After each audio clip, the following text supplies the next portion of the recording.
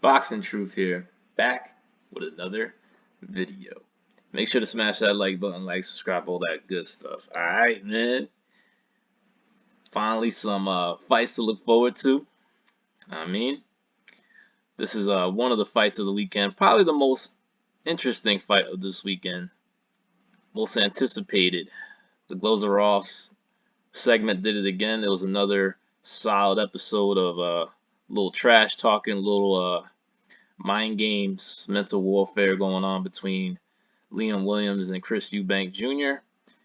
A very significant fight in the middleweight division. The winner will go on to much bigger opportunities. The loser, depending on how they lose, especially if they get annihilated in the defeat, will have a long road back. And for Chris, if he loses this fight, he might as well just pack it in, maybe retire and, call it a day. If he can't beat Liam Williams, which is not a knock. I mean, it's no shame losing to Liam Williams. So he's a good fighter, steadily improved and very dangerous in the middleweight division. He's young, he's fresh, he's battle tested. It's a real fight for Chris Eubank Jr., which is why I'm really torn on who really wins this fight. Because of everything involved, it's a fight I'm not going to bet on. It's just too risky. I like the odds for Liam Williams, but Chris has the better resume. I think he has the better overall quality of wins. He's been competing at 68 and 60, so I would say he's the naturally bigger guy here. The odds are in his favor. He's as high as a 3-1 favorite, which is why it's just not worth it in terms of placing a bet on Chris. I don't know if he does win. I don't know how he wins this fight. Most likely it will be a decision if he does win. Most likely it goes a distance but there's a possibility of a knockout victory as well. I mean, Liam can punch at middleweight. He was on a knockout streak prior to the Andrade defeat. And even though Williams lost the fight clearly, he showed a lot of heart, especially getting dropped, getting hurt early, even buzzing Andrade in the 9th round, made him feel one of his punches. So he showed a lot of toughness, a lot of determination, a lot of heart to be able to go the distance after getting dropped and stunned in the very early going. But Andrade, he's a very physical, big punch, good puncher in the middleweight division, just not a killer. He's not a finisher, but it was still impressive how he was able to overcome that bad start, and he still fought hard and lost valiantly. But this has to be one of Chris's most real fights to date. I mean, he's not fighting a wash George Groves or a wash James DeGale. Even though Chris does have solid victories on his belt, they were all against guys who were past their best. Offer Abraham. The Yildirim fight was decent. The way he dispatched him in 3 rounds, an undefeated Yildirim. The George Groves fight was close. It was competitive, but he didn't get the decision. And the DeGale fight, it was the right timing for that fight. DeGale was past it and pretty much faded and done, which is why he won this fight. He was just the younger, fresher guy at the time. But this is the interesting dynamic about this fight. This fight is in the middleweight division.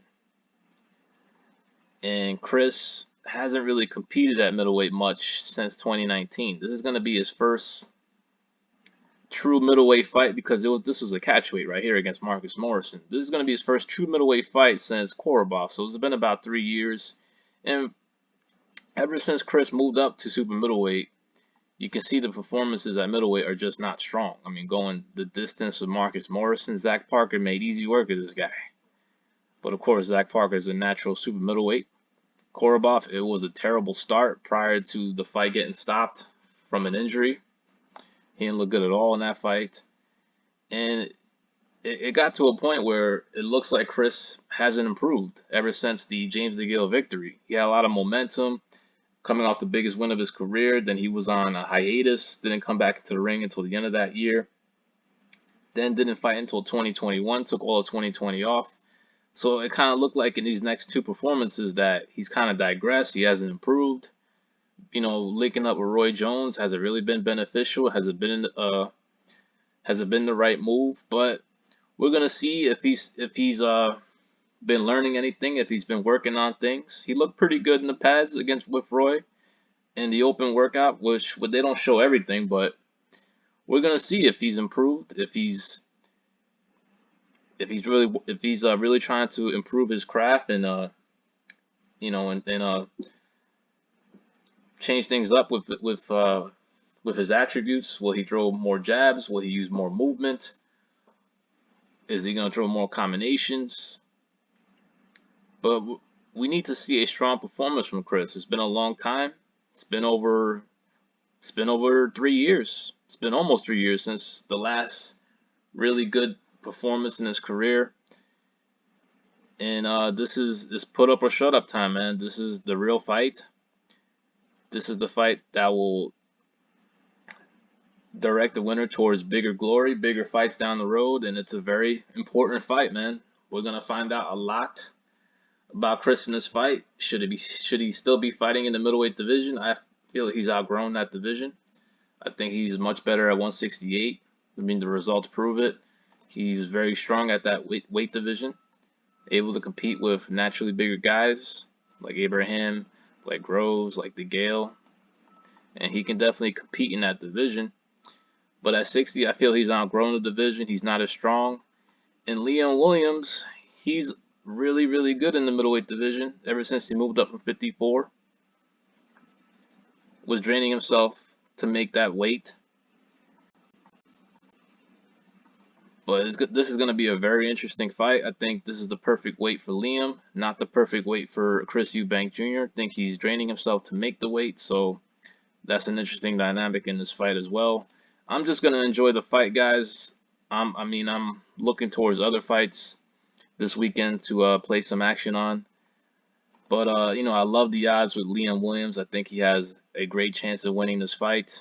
I think he's the sharper fighter, the more technically better boxer, but Eubank is naturally bigger, might be a little stronger, and I feel he's a little more experienced, and he's been in there with better competition overall. But Liam Williams does have the best fighter on his resume compared to these two. I mean, he fought an A-level guy.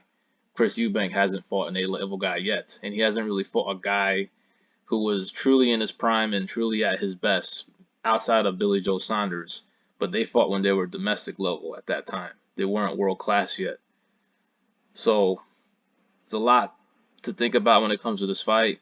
The weight. Is Eubank the same at middleweight compared to super middleweight? Is Liam, is he the better fighter at middleweight? So there's a lot to consider when it comes to this fight. Let's see the fight props here. If you're gonna bet on this fight, it's risky, man. I mean, the knockout could occur on both sides.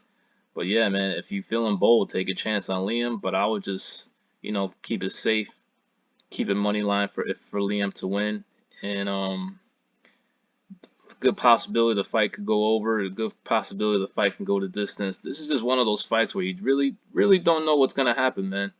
To me, it's 50-50. Eubank should be the favorite because of his overall resume, stuff he's did at 168, and he's a naturally bigger guy here. But Williams is a very live dog, and I would not be surprised at all if he ends up knocking out Chris Eubank Jr. This is a guy both fight really needs. Both are very hungry for the win.